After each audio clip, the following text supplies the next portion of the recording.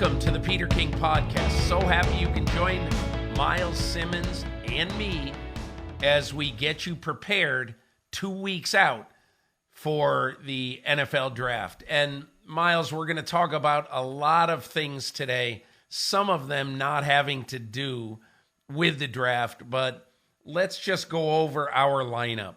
First, Odell Beckham to the Ravens. What does it mean? And you have a very interesting thought, I think, about how this doesn't necessarily mean that everything's going to be all peaches and cream with Lamar Jackson. Everybody is starting to think now that the number one pick in this draft is going to be Bryce Young. It's kind of funny. The other day I looked and the gamblers still don't think it's going to be Bryce Young, but hey, we'll see what happens. The gamblers or the people who do this for a living. So Jalen Carter has made some visits now. The quasi-troubled Georgia defensive lineman is trying to basically sell his play and his personality in Las Vegas and Seattle this week. The last week, by the way, that teams can do in-person visits with prospects before the draft. Michael Bidwill, the owner of the Arizona Cardinals, is in some trouble in Arizona. We're going to delve into that and why one of his former top personnel executives is challenging him. And really, this is a sordid story, but I think it's an important story to realize. Myles and I will get into that.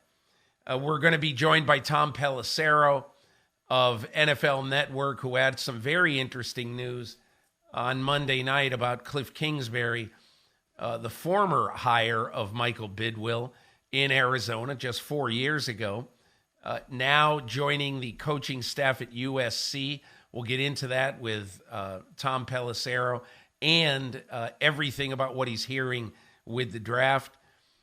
I'm going to tell you a story about how bunched up I think the receivers are in this draft and why, if you're in the second half of the first round, like Baltimore, like the New York Giants, you are going to, if you choose, you're going to be able to get an excellent receiver in the second half of the first round. What team is going to be the most aggressive going up to number 3 for Arizona's pick? I will give you my 2 best candidates to go up and do this. Myles and I will discuss this because I think this is the first, other than, I think it's a 10% mystery about whether Houston takes a quarterback at number 2, but it's probably not all that mysterious. I would agree with everybody who says, God, they have to take a quarterback. So I think they probably will, even though there's some smart people who are saying not so fast on that one. Also, I'm going to talk about why the mystery of this draft has really been heightened, because 6 of the top 9 picks are controlled by either general managers or coaches in their first or second drafts. So in other words, there really isn't a great book on what some of these newbies will do. And so that's why, as one agent told me over the weekend, these mock drafts are going to be totally embarrassing for you guys. And so, he might be right. Mine are always embarrassing anyway, so this won't be anything new. But anyway, that's sort of our lineup today. Myles Simmons, just 2 weeks before the draft, and I think sort of the overriding story, it's so odd, before the draft, just 2 weeks before the draft, that it's amazing how much Lamar Jackson, and by extension, Odell Beckham Jr., have really kind of hijacked a lot of the hype train for the NFL draft. So let's start there. Your thought about what the Ravens did in signing Odell Beckham Jr. to a 1-year contract, $15 million guaranteed, according to Adam Schefter, $18 million total is possible. Yeah, I think it's a good move for Baltimore. I think it's a move that they kind of had to make in order to solidify that receiver position, which we know with Baltimore has been an issue for a long time, right? It's not like they have been really great at drafting and developing receivers. Rashad Bateman took exception to that when Eric DeCosta made mention of that at the combine back, I don't know, a month or so ago, whenever it was. Time sort of has no meaning for me anymore, I guess. But I think when you look at what Odell Beckham Jr. can potentially do for that offense, it's great. It's nice that he has some familiarity with Todd Monken from their time in Cleveland in 2019. So they understand each other in that aspect a little bit. But also, I think just when you have a new offensive coordinator and you're trying to implement something that can elevate an offensive system, having Odell Beckham Jr. can't hurt you. Now, how much will it really help the Ravens? I don't know. I don't know that any of us really know. I mean, Odell Beckham Jr. hasn't played football since the first half of Super Bowl 56, where it looked like he was on track to become the MVP of that football game until he tore his ACL for the second time. And I think when you're coming off an ACL injury for the second time, as he is, we just don't really know if you're going to have that same level of explosion that he used to have. And that's no fault of his own. It's just the reality of what happens when you have an injured wide receiver. So I do think it's a good move for Baltimore. I think it's a move that they had to be aggressive in making, but I just don't know how much it's going to really help that offense. A, because you don't really know what Odell Beckham Jr. is going to look like on the field. And B, because we still don't quite know, Peter, who their quarterback is going to be and when that quarterback is going to be involved, if at all, in the offseason program and training camp. I think this, first of all, if the Baltimore Ravens were not having this mega problem with Lamar Jackson, personally, I don't think there's any way they would have guaranteed $15 million to a receiver who's had 2 ACLs in the last 3 years, who over the last 3 years has had 880 yards of receptions, something like that, and who has been a shell of himself. And again, he was on his way in the postseason, when on the Rams postseason run, and then he tore his ACL. But here's the problem, Myles. You have a 2-time ACL guy entering his age 31 year. And I think in general, when you look at skill players, speed skill players who've had multiple ACL injuries, and it's unprecedented to get that amount of money guaranteed to them. And so I think the Ravens did this basically to say to Lamar Jackson, listen, we're serious. We're going to build a great offense for you. We've already done a lot of what you wanted in building the offense. And so I think that this is a red carpet being rolled out to Lamar Jackson in South Florida and saying, listen, let's even do a short contract. The Ravens basically have already, according to Lamar Jackson, already seemingly offered him a 3-year contract that seems either totally or mostly guaranteed. He tweeted it was for $133 million. I don't know how he can be expected to get a lot more than that anywhere. But I do think the Ravens have ratcheted down. They've basically, as you saw in their press conference, they kind of have a news blackout now on all things Lamar. And the bottom line in this is they're trying to ratchet down the temperature in this and say to Lamar Jackson, let's get something done. Listen, the funniest thing, Myles, that I've heard in the last few days is, would the Ravens take Will Levis if he's available down there low in the first round? Would they? The Ravens are not taking a quarterback in the first round. Stop. That is not happening. Why would they slap Lamar Jackson in the face by taking a quarterback in the first round? It's ludicrous. And so, anyway, that's kind of how I see this. I think the money is really excessive, but I think it's just the cost of doing business right now for the Ravens. It is the cost of doing business, but, and you alluded to this earlier, Peter, I just don't know that it really means that Lamar Jackson and the Baltimore Ravens are going to all of a sudden hold hands and sing Kumbaya around the campfire. Right. Because you're right. Lamar Jackson is an unpredictable actor. And I don't mean that in a bad way or a negative way. It's just the truth, because how in the world would anyone have thought that we would be here with Lamar Jackson, where he's been hit with the non-exclusive franchise tag? There's no real interest in him on the open market, which we know because there's been no reported meetings or anything like that, right?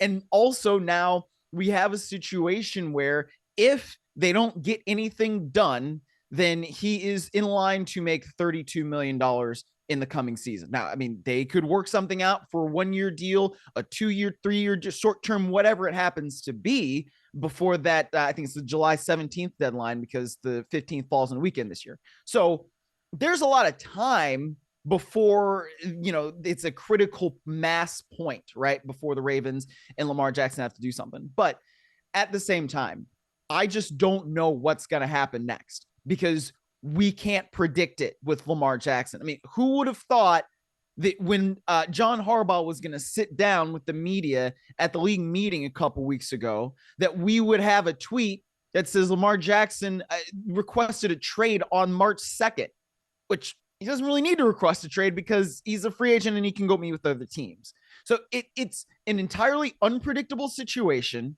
I think having Odell Beckham Jr. there is a sort of olive branch. But what does that mean for Lamar Jackson? I don't know.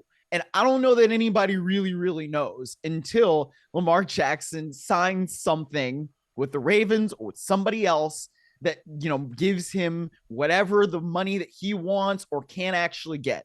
So until then, I just don't really know what it means for the next steps for the Ravens and Lamar Jackson. Let's move on to this draft and the Bryce Young feeling. Chris Mortensen of ESPN, who's, by the way, Chris Mortensen's son, Alex, last year was Bryce Young's quarterback coach at Alabama. Alex Mortensen is now the offensive coordinator under Trent Dilfer at Alabama Birmingham. But I find that connection to be fascinating because Mort said last week that he believes when it's time to draft that Bryce Young will certainly be the pick of the Carolina Panthers. That's just another brick in the wall, quite honestly, Miles. As I wrote last week, Bryce Young has multiple mega fans inside the Carolina Panthers. And even though we might say, based on my weird reporting of Frank Reich's passion for tall quarterbacks, that this could really go against the grain. Or, who knows? Frank Reich could like C.J. Stroud, and he could just say, okay, everybody else likes Bryce Young, I'm going to go with you. I think it's really important to realize the kind of personality that Frank Reich has. And I'm not saying he's malleable or he's easy or he's a pushover, but he is a consensus builder. And he, in essence, is you give me the quarterback and I'll coach him up. And I think it's pretty well known now that Josh McCown really likes Bryce Young. That's going to be his quarterback coach. I don't know what the other guys on the staff, the coaching staff, think in terms of who their favorite is. But Miles, the one thing that really interests me, and Daniel Jeremiah of NFL Network talked about this on a podcast last week, is that a lot of people will talk about Bryce Young's height. And obviously there's never been a 5'10", 198-pound quarterback, whatever he's going to be. In other words, he's not only short, but he's slight. Okay. There's never been a quarterback basically that size succeed long-term in the NFL. And a lot of people now are starting to talk about this thing called the S2 cognition test. And every quarterback and a lot of players are basically taking this test now every year. It's a test made by a couple of Nashville-based, one neuroscientist. And what it is, it's designed, it's basically a reaction test. And it's how players can quickly and accurately process information in a football game, in a baseball game. Baseball players have taken it to talk about, is this guy going to be able to see the curveball in the, absolute split second time that he needs to be able to do well. And the reason why this is so interesting is that last year, Brock Purdy was the number one guy with the S2 cognition test. And obviously, he's the last pick in the draft and went on to have a stunningly successful rookie year with the 49ers.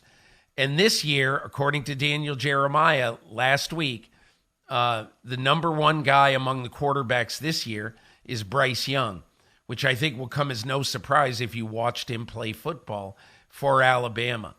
Myles, your thought about Bryce Young seeming now to be in the driver's seat for the number one pick? It makes sense to me. And one of the things you just brought up, the coaching staff with the Carolina Panthers, if there's any quarterback in this draft that should be able to go to any place, it should be to go to the Panthers and be able to succeed because of all the people who are there to support that young QB. And you got to give David Tepper some credit for going out and investing in this part of it because there is no salary cap on coaches. So like you mentioned, they've got Josh McCown as the quarterback's coach. Thomas Brown, who has experience with the Sean McVay system with the Los Angeles Rams. He's the offensive coordinator. You have Jim Caldwell, who has done a great job and has a great history of developing quarterbacks and developing successful offenses. Also has been a successful head coach. And then you've got Frank Reich, who also has a long history of developing quarterbacks. So if you put somebody, whether, you have maybe questions, whatnot, about the size, like a Bryce Young or maybe a CJ Stroud, whoever it happens to be. But if that person goes to the Panthers, they should have the coaching available to them to be successful at the next level. Now, whether it's Bryce Young or it's CJ Stroud, it's going to be one of those two guys, right? I think if you look at what Bryce Young did in college and the history that he has with being successful at Alabama, winning a Heisman Trophy, I think that makes sense. He is the kind of person that, despite the questions about his size, you look at him and you say, all right, he looks like somebody who can be successful at the next level. Now, whether he is or not, I don't know. But I think that if he does happen to go to the Panthers, he's going to be in a good situation when it comes to the things that are around him in order to have that foundation of success. Myles, I think that obviously is going to be the number one story I will expect. So for people who don't really understand how the draft works these days, Roger Goodell wants a TV show. Yeah. On Thursday, April 27. Is that it? Thursday, April 27. He wants a TV show. He doesn't want all the answers to be given out, which is why I think that the Panthers, you're going to see and hear them being very protective of that pick and not, leak a lot of stuff. We'll see. We'll see if they do or they don't. But I think they're in good position with the second pick because Nick Caserio, as one other general manager in the league said, Casario's a CIA agent. You're not going to find out what he's doing before the draft. And so, we'll see what happens. And we'll get into all that as in the next couple of weeks. What do you want to hear if you're Dave Ziegler, the GM in Vegas, or Josh McDaniels, the head coach, or John Schneider or Pete Carroll in Seattle? When Jalen Carter visits your building this week, he's visiting both Vegas and Seattle. What do you want to hear to convince you that you should pick him, even though there's so much noise saying how dangerous dangerous is the wrong word, how risky a person Jalen Carter is off the field?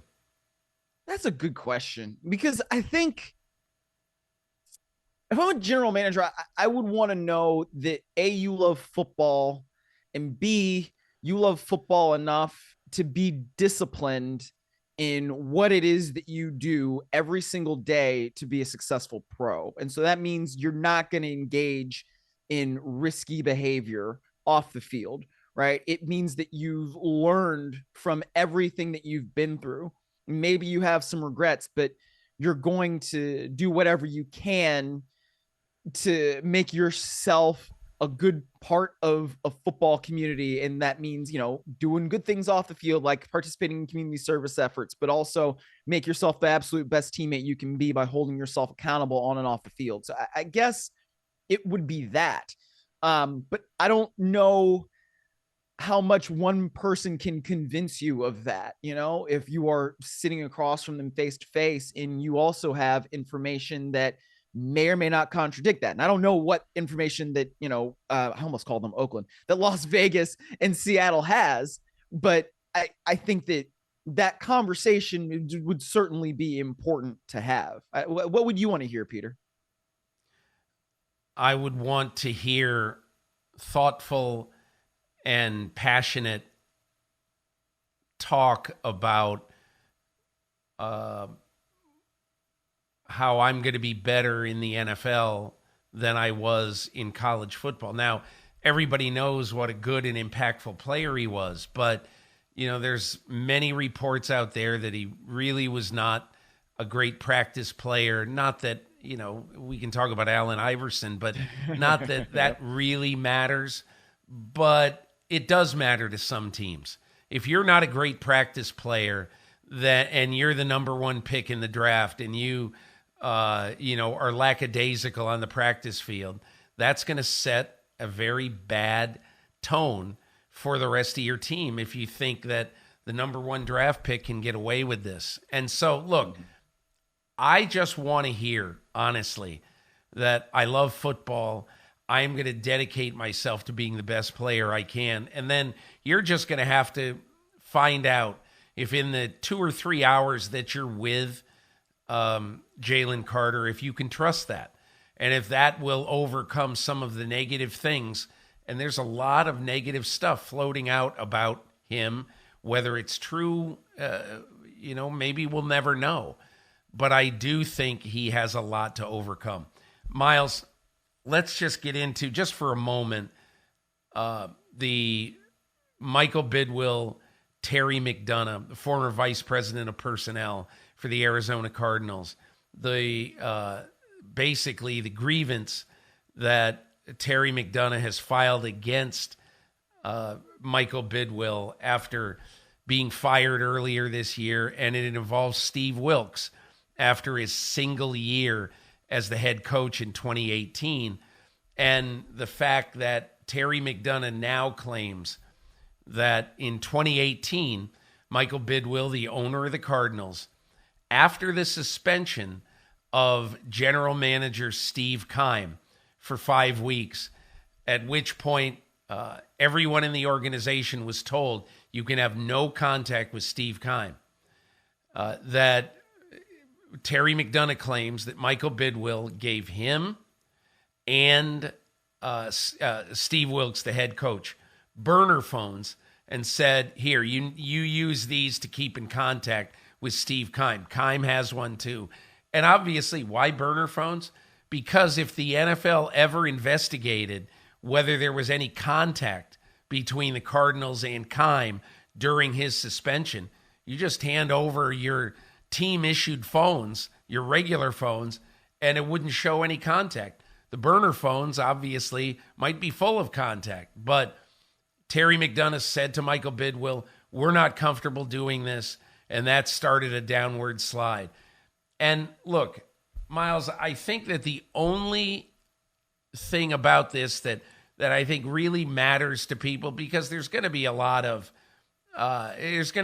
he said, she said, when the NFL investigates this case. No question about it.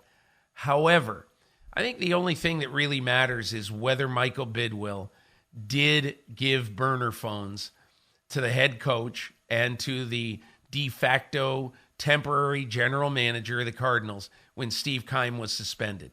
If he did do that, then Roger Goodell is going to have to suspend him. Oh yeah, that's for sure. I mean, and look, it's the Cardinals are just one of those organizations where at least this offseason, it just seems like it's always something. And, things keep coming, whether it was the NFLPA survey where, you're hearing about players having get comped for their meals, which is not happening basically at any other organization in the National Football League. Or now we have this issue, or what I took issue with, and, we talked about this at PFT, the response from the Cardinals was very unbecoming of that organization. When you go ridiculous. Directly, when you go directly to the personal attacks, and you're talking about let's talk about exactly what it was. So when the Cardinals responded to Terry McDonough's filing of this legal filing for arbitration now inside the NFL. When the Cardinals responded, what they basically said was, in two sentences in this long response, they basically said two sentences that Michael Bidwill didn't do this, okay? But then they went on to absolutely trash Terry McDonough in talking about things like child support with the daughter of he and his ex-wife, and talking about his temper, and talking about other ugly things in his past. And I just thought, what possibly does this have to do with the charges he is bringing up against the Cardinals?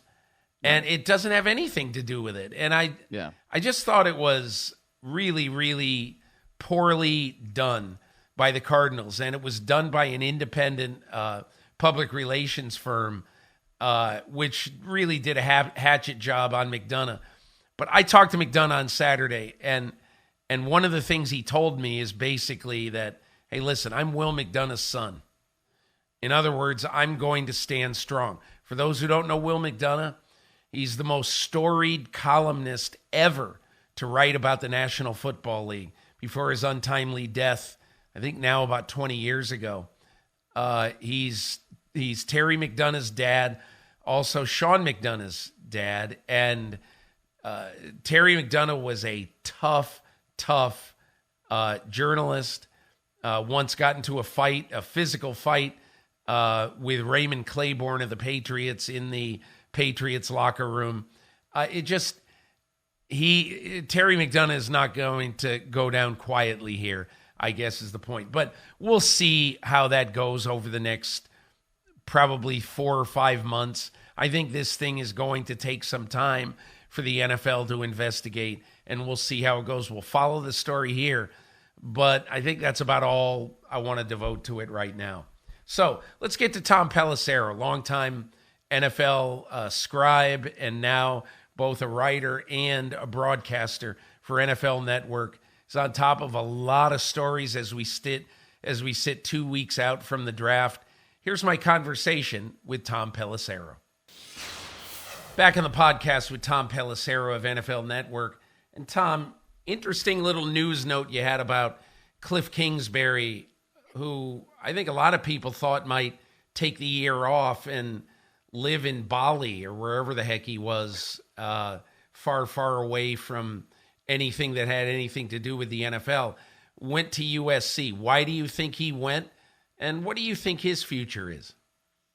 Well, Cliff had some time, Peter, to think about what he wanted to do moving forward. He's obviously got a lot of money coming to him on that Cardinals contract. He's made a lot of money in his career. He doesn't really necessarily need to work, but it's a unique opportunity to go to USC, where, remember, he was the offensive coordinator in title for like a month after he got let go by Texas Tech years ago and before he got the Arizona Cardinals job. Now he links up with Lincoln Riley. The two of them both come from similar backgrounds, the air raid offense. He gets to take over with the reigning Heisman Trophy winner in Caleb Williams.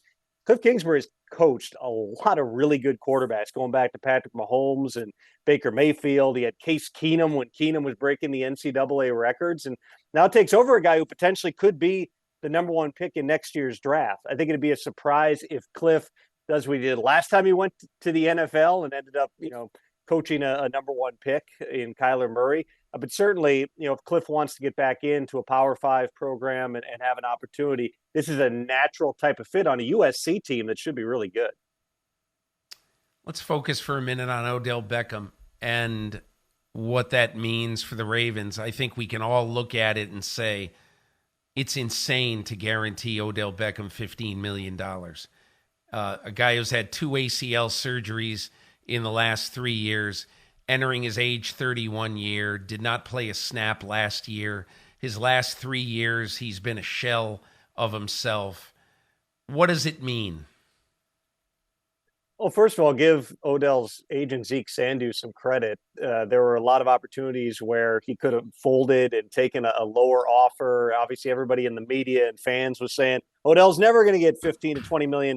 Well, he stood in and basically said, this is what Odell's worth. He should be paid at this level. And the Ravens eventually stepped up and were willing to meet that number. I mean, it's a legit $15 million, and I've seen the incentives that can get to 18. They're totally reachable if he has an Odell type of year. What it means right now, it's multi-layered. Obviously, for the Ravens, they've needed a number one type of receiver, and we'll see if Odell can produce at that level at this point.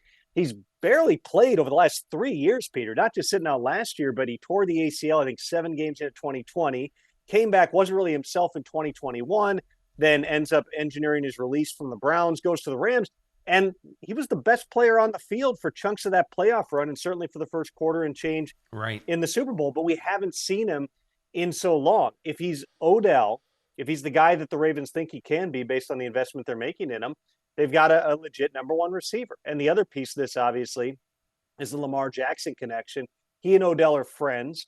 From what I'm told, Lamar was actively involved in talking to Odell through the process, which I think takes some people aback, because the last time that we heard anything from Lamar in a situation in Baltimore, it was that whatever it was, thread of 3 or 4 tweets saying I requested a trade back on March 2nd. Thank you all. It's over. We'll see you around. Appreciate everything. Basically a goodbye letter to Ravens fans. But, behind that, Lamar was still in negotiations with the Ravens. He's actively playing a role in the recruitment of Odell. The two of them celebrated the night on Sunday night that Odell agreed to that deal. Lamar has done so many things in an unusual way through this process. Obviously doesn't have an agent, so none of this follows the normal cadence, the normal logic, or anything else of contract negotiations. And so you never truly know what exactly Lamar might do. But if we're judging him solely based off of his actions, he remains engaged with the Ravens, has not, by any account, been close to doing an offer sheet with a different team. And here he is recruiting somebody in Odell Beckham Jr., who now is on board with the Ravens. It certainly seems like all the arrows are pointing to Lamar, one way or another, being back in Baltimore for at least one season in 2023. I would agree with you on that. And I think one of the things I think the Ravens are doing that is intelligent is that they're not fanning the flames. And, people tried to invent that DaCosta saying at their press conference, we might take a quarterback, who knows? They're not taking a quarterback in the first round. That would be the most counterproductive thing.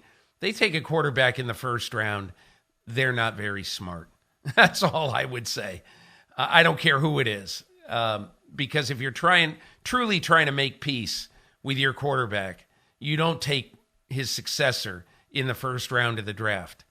I'll say that, number one. I just want to say one last thing about Odell.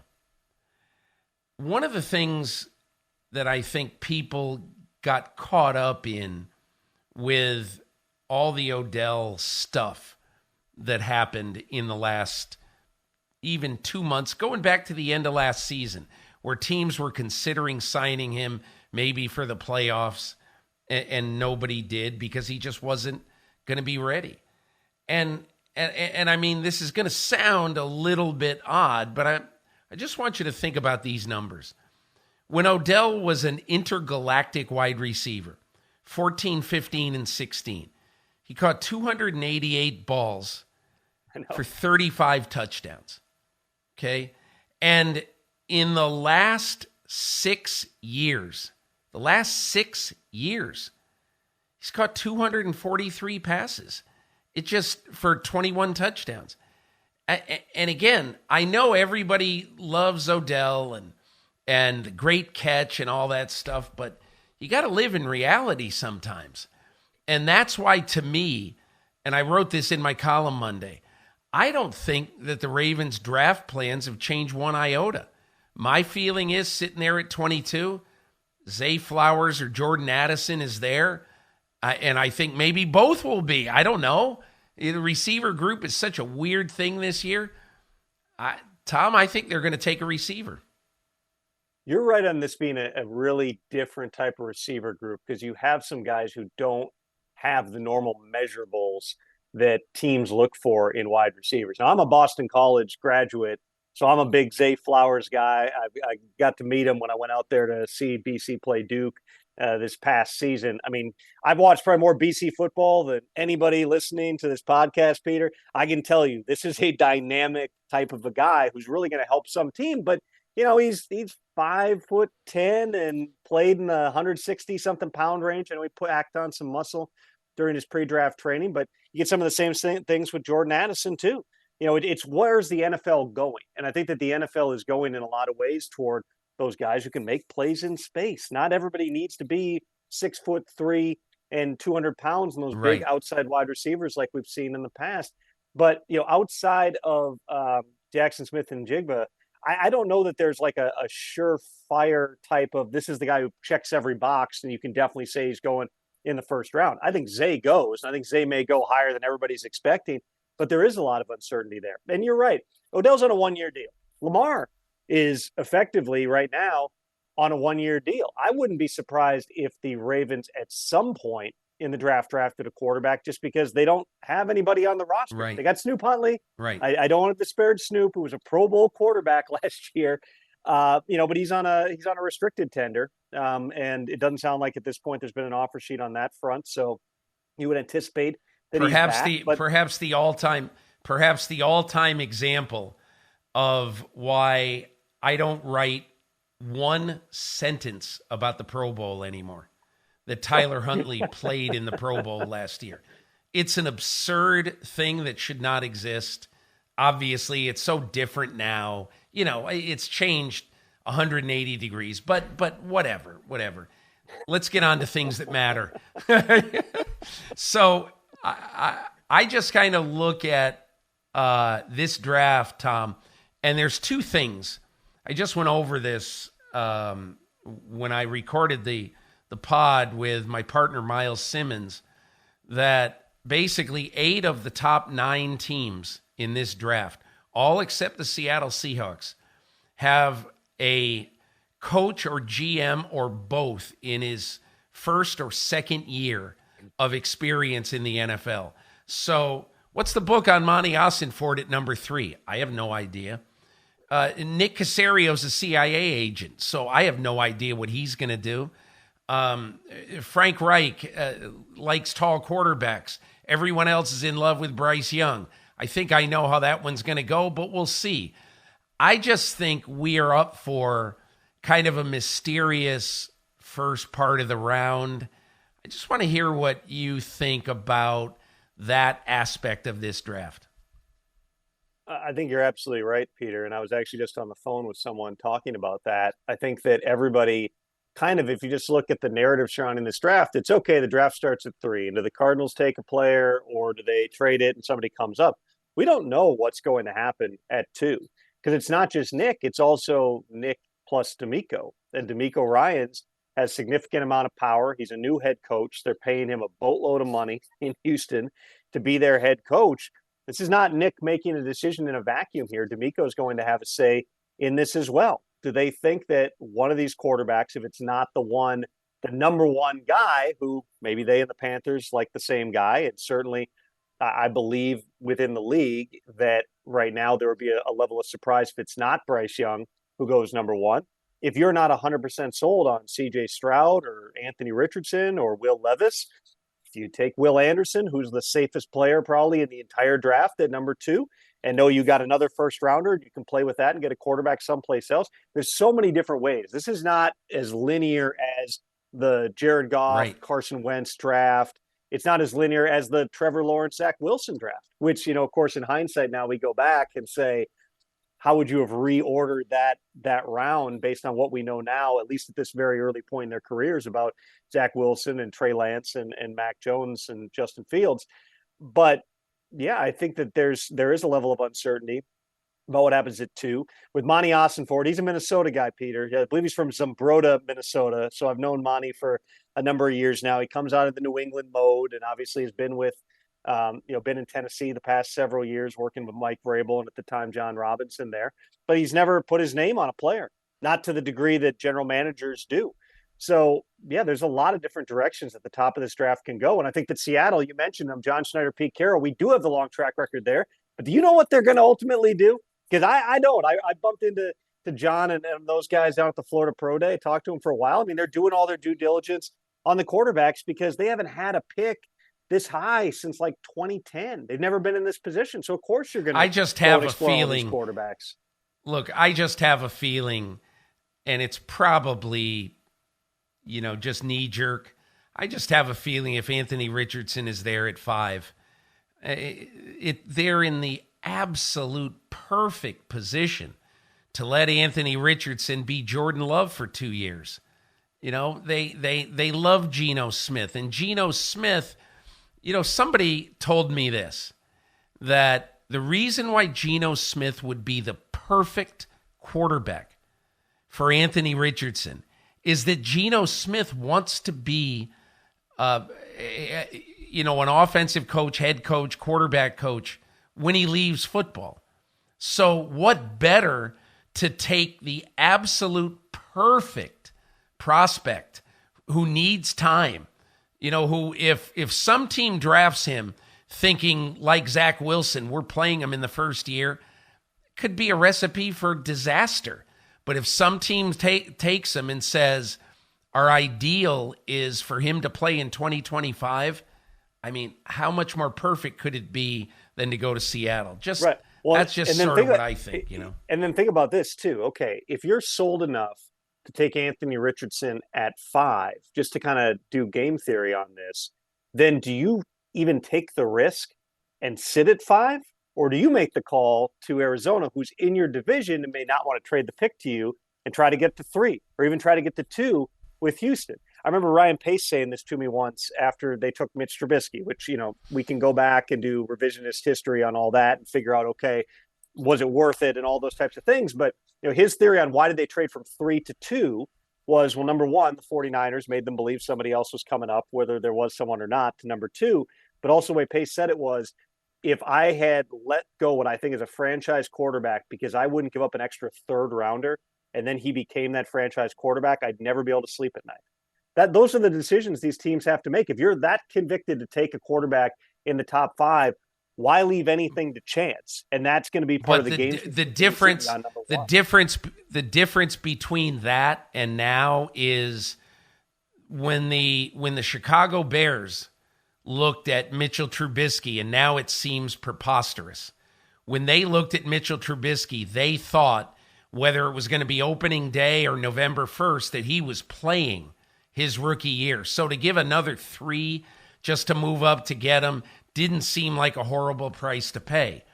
This one, the difference is Seattle to go to 5 to 3, because you would think, Tom, that Indianapolis going from 4 to 3 would be a lesser price. Now, I've thought of what you just said with Seattle, going up to get Anthony Richardson if they love him. The question is, if you're Monty Ossenfort, do you say to John Schneider, okay, I want the 20th pick in the draft for you to come up 2 spots? Schneider's going to say, no way we're going to do that. We'll give you 37. Those are the next 2 picks for the Seahawks. And I think Monty Ossenfort will probably figure, and who knows whether this is true or not, Monty Ossenfort will probably figure, hey, listen, if I think that I can get the 20th pick in the draft going down 2 spots, I'm not taking 37 for him. I would much rather trade with the Indianapolis Colts and get the 35th pick for the Colts to move up one. Because all along I have thought that if the Colts move from 4 to 3, it's going to take the 35th pick in the draft. And what that would mean, obviously, is cutting off every other team being able to take Anthony Richardson. And the only way that John Schneider would be able to trump that is to give the 20th pick. That's why I just think it's unlikely that the Seahawks, for a guy they're not positive about, I just think it's unlikely that they'd give a first-round pick to move up ahead of a team that I don't think would have to give up even next year's one. And that's just a little inside football, but that's just my thought. No, and I think that's that's the fascinating part of all this. Yeah, like, does Chris Ballard feel convicted to move up? Do the Cardinals, is their best offer going to come when they're on the clock? And Houston shocked everybody and not taking a quarterback. I mean, these are all the things that these GMs have to figure out, which makes these next 16 days or so a lot of fun. What percentage chance is it that the fact that the Houston Texans have a very bad taste in their mouth from the Deshaun Watson situation and dealing with David Mulugheta, the agent for Deshaun Watson, and now David Mulugheta represents C.J. Stroud, will that have anything to do with what Houston does at number 2? No, I don't anticipate that. And honestly, by the end, when they worked through the trade, there was not, from what I understand, a lot of hard feelings with David Mulugheta, who, had a really unique situation that he was navigating on his end as well, and ultimately parlayed that into one of the most remarkable contracts we've ever seen, 5 years and $230 million fully guaranteed from the Cleveland Browns. That was there were so many layers to that. I would say that the agent was probably not in the top 5 of the different issues that the Texans were dealing with through the entire saga with Deshaun Watson. I think that there can be that stuff, Peter, at times. I mean, you've covered this league a long time. You know some of the legendary fights between agents and teams. But in terms of that particular situation, I don't anticipate that's going to be a factor. Tom, tell me, we were talking about this obviously before we started, but I think one of the interesting things about the draft right now, and as we record this on Tuesday, April 11, it's 16 days before the draft, I've tried to explain to people that there's a reason why Seattle doesn't know if it's taking Jalen Carter on, as I referred to it, on Sunday, which would have been 18 days before the draft. And it's because they were having Jalen Carter in for a visit this week. Right. And how in the world can you know whether you're going to take a guy? Everybody is saying, oh, they will take Carter, they won't take Carter. I have no idea if they're going to take Carter because they haven't talked to Jalen Carter yet, other than maybe very, very briefly. So tell me, how much remains to be done now in these 16 days, and where are teams in general right now in finalizing draft boards? Well, I'd start with this, Peter. It's a serious situation, that car crash that took the life of his teammate and a staff member at Georgia. And that was not something that was 5 years ago. We're talking months ago. And so teams need to have every layer of information, talk to every single person, know exactly what they're dealing with on that, not just because there was a criminal investigation part of this, but also just because you don't want to find out after the fact that there's something more to it. I go back to last year's draft. There were 2 different car crashes involving top Georgia prospects that I was literally sitting in a hotel suite in Las Vegas and talking to the authorities about, because some teams had found out about them at the last minute, literally in the days leading up to it. I think one of them was involving, one was with Trayvon Walker, who ended up being the number 1 pick. The other one was Quay Walker and another Georgia player. And that one had occurred at like the Georgia spring game the Saturday before the draft. And so there didn't end up being like anything there. There was no substance issues, but it was still, these guys were in a car crash and the police were involved, and there's a police report. And I was calling teams saying, hey, do you have anything on this to like What are you talking about? So then they're, scurrying around to get the police reports. Those things happen sometimes, particularly in college towns where you may not have, as readily accessible information as you might have in certain other places. So they'll be investigating, they'll be looking into that. And then also it's just Jalen Carter as a person, because certainly there have been things that have been said about him. There were some public incidents like the I don't know if you want to call it a fight, but the rumble in the end zone before a game. I think it was against Utah last year, where he kept going back and getting in the faces of people. You can find it all on YouTube. It's all out there. From what I understand, there are people in that program who vouch for Jalen Carter, who say that, you got to give him a lot of resources, but this is a guy you can work with. He's obviously a hell of a player, a talented three technique, a premier position here, but you got to get fully comfortable with him and sit him down and make sure that his story lines up and is consistent with all the information you've gathered. Do you have a gut feeling right now, Tom Pelissero, who might shock the world in this draft? Either a team making an odd pick, a team making a big trade up, or a player getting picked before any of us think he will get picked? It's a good question, and that's something I'm working through this week. I will say this. I don't know what the Titans are doing. I don't know what direction they're going to go. I don't know what they're going. Could they draft a quarterback? Are they going to trade Derrick Henry?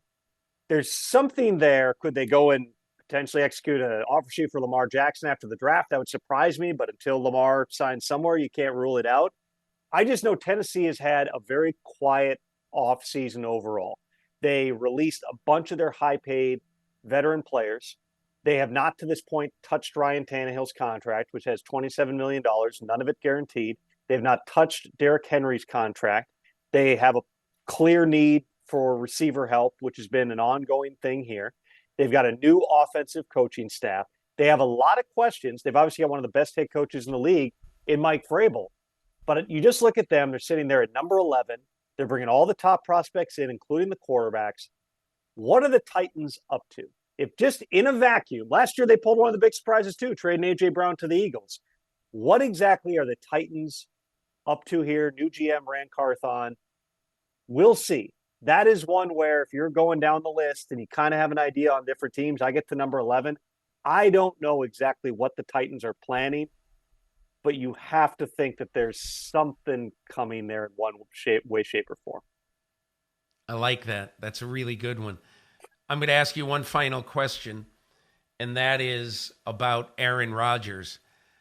It seems to me pretty logical that the Packers are sitting there saying, we want the 13th pick in the draft. The Jets are sitting there saying, over our dead bodies, will you get the 13th pick in the draft? Aaron Rodgers is entering his age 40 season. We've been down this road before with a player named Brett Favre. We're not trading a guaranteed lock first for a guy who might only play 1 year. What does your gut feeling tell you about where that is right now? Peter, I don't believe that the Aaron Rodgers trade hinges on the number 13 pick. And in fact, I don't believe that the number 13 pick is really the focus of any of this. The Packers GM Brian Gutekunst said at the league meeting that they don't necessarily need to get a 1. You also know that he would like to get a number 1 pick for a 4-time NFL MVP who's still got something left and is in a unique situation where he's already declared the team that he wants to go to. It makes a lot more sense for everybody involved for the focus, and I believe this is where the focus is, to be on a potential number 1 pick in 2024. The question then becomes, is that a hard first rounder that's a first rounder regardless? And even if Aaron Rodgers is on some other team, the Packers will be using the Jets' first round pick in 2024. Or is it what the Jets surely want, which is conditions on that pick starts out lower. And if Aaron Rodgers plays well, if they have team success, and or if Aaron Rodgers sticks around for a second season in New York, then that can potentially become a 1. You lose the options when you focus in on the 2023 first round pick, because that pick's going to be made by somebody in 16 days here. I believe it'll be the Jets, unless they make another trade to move around within the first round, picking at number 13. The Rodgers trade is going to depend on a pick this year, and then exactly how do you sort out what the additional pick would be in 2024. If I am the arbiter of all things Aaron Rodgers, here's what I say to make this go away right now. Jets send the Packers the 42nd pick in the draft this year, a second-round pick, and they say it's very, very simple after this. If Aaron Rodgers plays one snap for the New York Jets in 2024, you get the first-round pick of the Jets in 2025. If he does not play one snap in 2024, you get our third-round pick in 2025. In other words, how are you going to give a very high pick like a number one next year in 2024 if it's uncertain whether Aaron Rodgers is going to play? I think there's no way to do this other than to shift it to 2025. But that's just me. Flip side of that, if Aaron Rodgers almost surely is not playing in 2025, the Jets don't want that pick going out the door at that point. But this is all part of the discussion. They've discussed, Peter, multiple different structures, what this trade could look like. They're not far, but they're still not close. And we will probably find out when that pressure point arrives in the 72 hours or so before the draft, whether they're actually going to get there or whether we're going to go into full-on crazy town going past this draft and seeing what happens this spring and summer. You would think it's highly likely that this gets done by April 27 or 28? I believe that there is motivation on both sides and reasons for both sides to want this to get resolved prior to the draft. The Jets' best leverage point is before the draft because, hey, if you don't take our best offer now, you're devaluing your picks because you're pushing them into 2024 and 2025. For the Packers, their leverage, if you want to call that, is we're willing to go beyond the draft. We're willing to hold him all the way through the spring. We're willing to take this into training camp. We don't have to make a decision on his option bonus till the day before the regular season. So if you want to not have this guy in training camp and roll a 40-year-old quarterback out there without any practice time, albeit in an offense he knows, and with receivers who will probably be working out with him in California, okay, that's where you get into the basically the full-on stare down. Right now, this is pretty standard leverage. Again, unique situation, but pretty standard. I would think that pressure point, it does arrive prior to the draft. If I had to guess, I would say the deal gets done before the draft. But as we've seen throughout this saga, Peter, you can never be 100% certain on anything. Hey, Tom Pelissero, thanks so much for joining me and appreciate your help. You do a great job at NFL Network. I look forward to following you in the weeks before the draft. Always a pleasure, Peter. Thanks for having me. So what'll be really interesting, as Pelissero said, is to see what sort of impact Cliff Kingsbury has on Caleb Williams, who I think we all think 1 year from now is very likely to be the first pick in the NFL draft, now the quarterback at USC. That's going to be an interesting story to follow. So, Myles, in talking to some people around the league on Saturday, and two on Sunday, preparing to write my Football Morning in America column, one of the topics that I went over with everybody was the receiver group. And it's a weird year for receivers because there's not one receiver who everyone loves. And I had one team say their top guy is Zay Flowers from Boston College.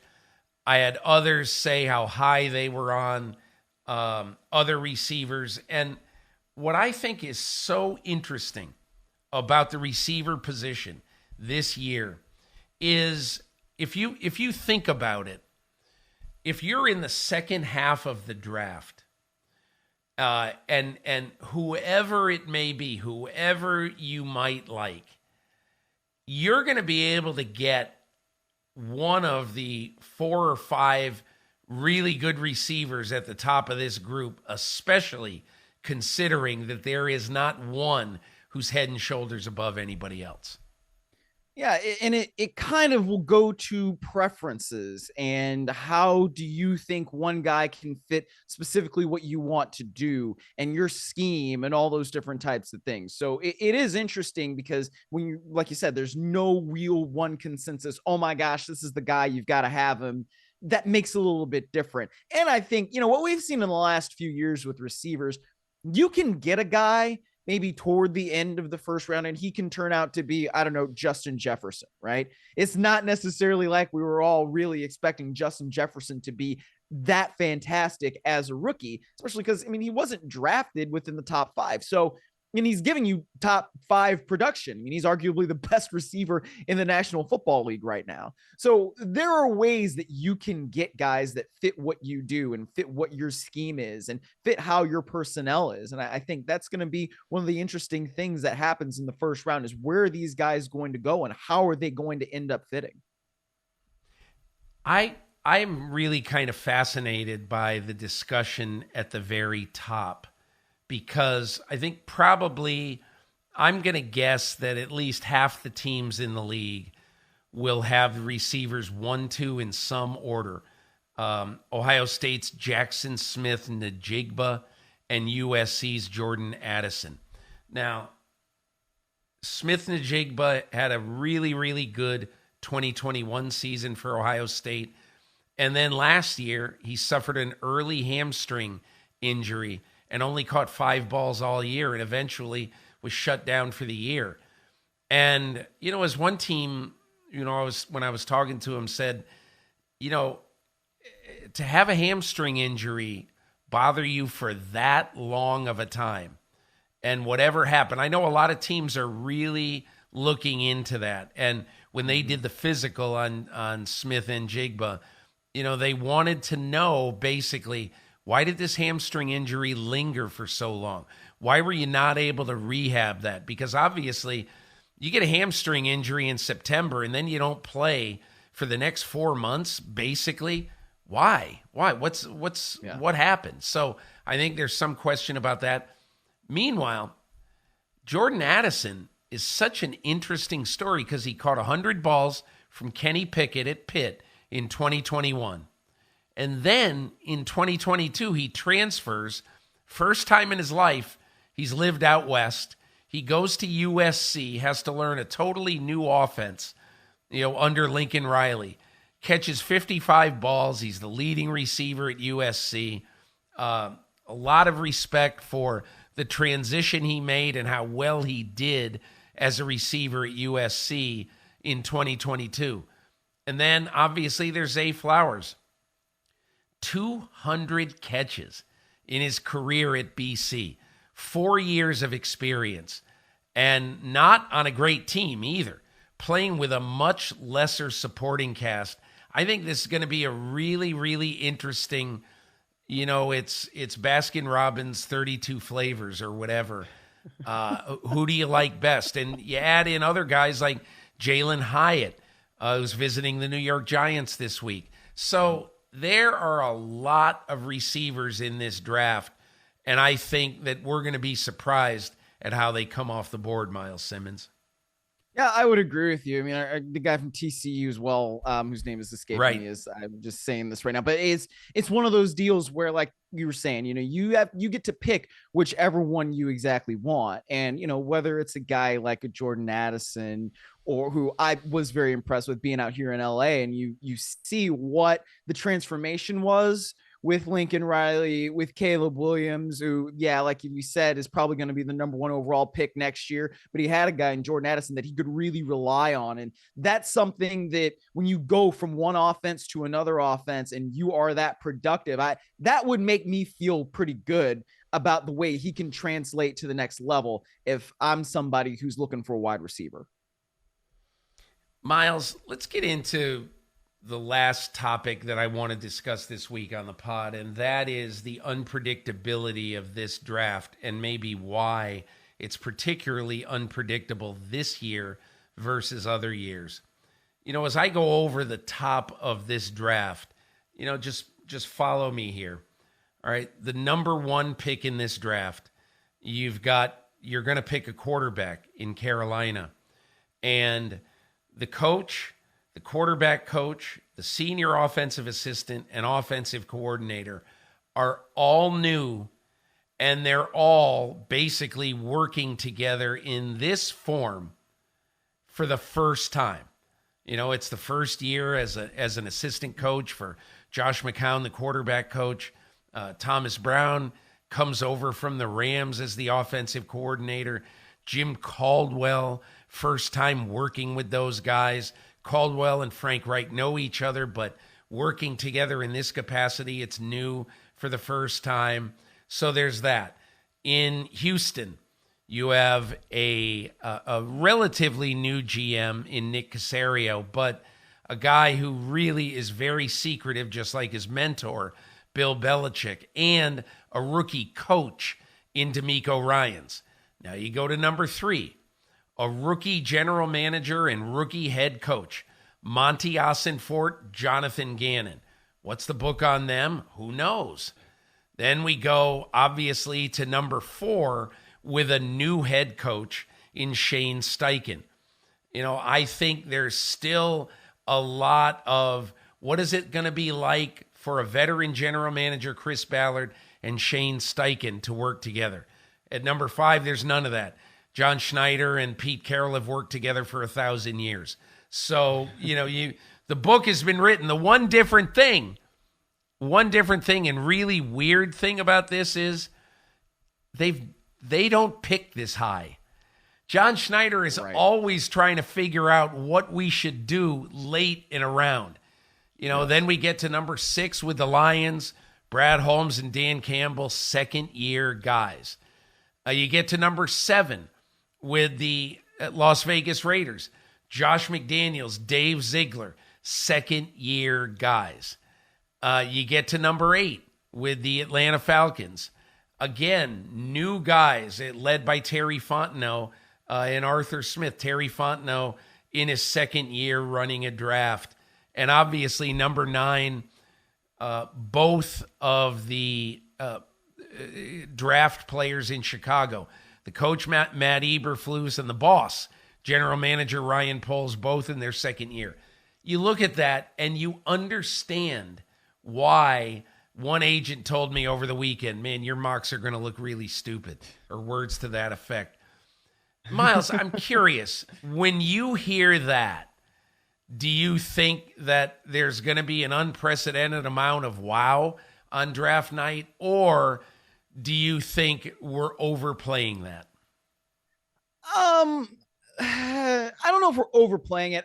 I think that there are probably going to be some trades, though. And whether it's with the Cardinals at number 3 and somebody is aggressive, whether it's the Colts or perhaps the Raiders or somebody else that just says, look, we feel really good about one of these quarterbacks, whether it's Anthony Richardson, who I would assume it would be, or somebody else. And they say, yeah, we need to make an aggressive move so that we can get up, so that we make sure we get this guy. That I think could happen. But it could also just be, somebody like a Jalen Carter, who we were just talking about. Maybe he continues to slip because there are teams that don't want to take whatever risk they see in picking somebody like Jalen Carter. So I think, yeah, you've got a couple of linchpins in that top 10, because of the history that we know of John Schneider and Pete Carroll and how they usually trade back and get more picks. That's going to be a very interesting pick to see what it is that they do.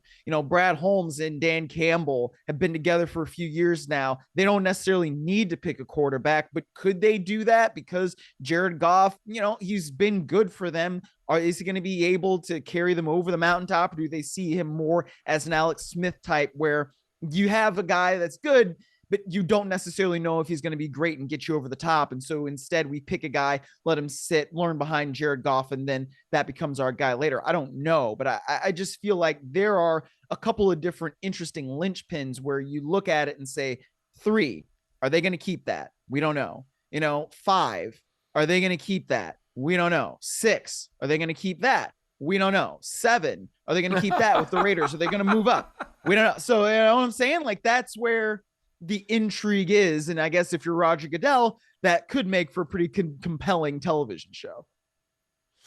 One last thing I do want to add. I should have said this during our discussion about receivers, but Ian Rappaport has reported that Jordan Addison is going to visit the Vikings, Bills, and Giants this week before the deadline of late Wednesday.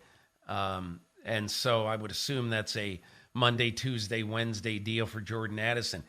interesting to me is that my feeling is I think Jordan Addison is a strong candidate at number 22 for the Baltimore Ravens. And the Vikings are 23rd, the Giants are 25th, and the Bills are 27th. This is the kind of thing that if one of those three teams kind of falls in love with Jordan Addison, this is the kind of thing that creates opportunities for trades in the middle of a first round. In other words, if I'm Brandon Beane, the general manager of the Bills, and I really want Jordan Addison, and he's far and away the best player left on my board, say, midway through the first round. And again, this is all big ifs. Yes. This is when you call the Seattle Seahawks at number 20, and you say, all right, John Schneider, I'll give you this pick and our 3 for I want to move up 7 spots. And I'll give you my 3 and maybe a 6 to move up these 7 spots. Now, I don't have the Jimmy Johnson trade chart in front of me, but my point is, this is the kind of little intel about visits and who is going where. And now we know the New York Giants at 25 are going to have in-person visits with both Jalen Hyatt and Addison. So, and I would bet a lot that they've already talked to Zay Flowers, for instance. So teams doing their due diligence just leads me to believe that, you know, the second half of the first round is going to have some interesting receiver picks, especially because late visits oftentimes connote teams that are very interested in a guy and want to get to him last, late in the visit process, so you can find out, hey, where have you been so far? What's their level of interest? What have you seen? And, you know, there's some interview techniques that you can tell when you talk to some of these players. So we'll see what happens. But Myles, to me, the receiver group is going to be just, I think, totally fascinating on the night of April 27th. Yeah, and you know, you mentioned the Bills. I would like to see the Bills get aggressive. You know, I mean, the Bills are one of those teams where it's like, yeah, we still expect them to be a competitor as long as Josh Allen is on that team. But A, I think Josh Allen needs to cut back on the turnovers, especially the fumbles. But B, they need to go out and get him somebody who can be a reliable second weapon to a Stephon Diggs that they just have not necessarily had. And you need somebody to be that primo guy. And if Brandon Beane can get aggressive and go get somebody like that, I would feel encouraged about the Bills offseason. You know, Myles, just a quick tease for next week. I really want to kind of dissect Bijan Robinson next week, because I just had maybe a 2-sentence note in my column this week about how I think the Eagles at number 10 should take Bijan Robinson. And I got both Philadelphia Twitter and Philadelphia media all aflutter with that, saying what a dumb pick that would be. But we'll get into that next week. For now, I'm just going to make one final point. You talking about the Buffalo Bills. Last year, the Bills scored 455 points. They had the biggest point differential in the AFC last year. They scored 169 more points than they allowed. And what is so interesting about this is everything you hear about the Buffalo Bills. What are they going to do to help Josh Allen? Josh Allen needs help. They scored 455 points last year. I mean, you know, whatever that is, 27 points a game. I'm not sure. I think what they need to do is find Von Miller, the fountain of youth. But we will have time to discuss the Buffalo Bills prospects as we go down the line in podcast land. That's it for this week's episode of the Peter King Podcast. So happy to be joined by all of you this week. And we look forward to next week. We'll be 1 week closer to the NFL Draft. Thanks a lot for listening. Thanks a lot for experiencing the Peter King Podcast.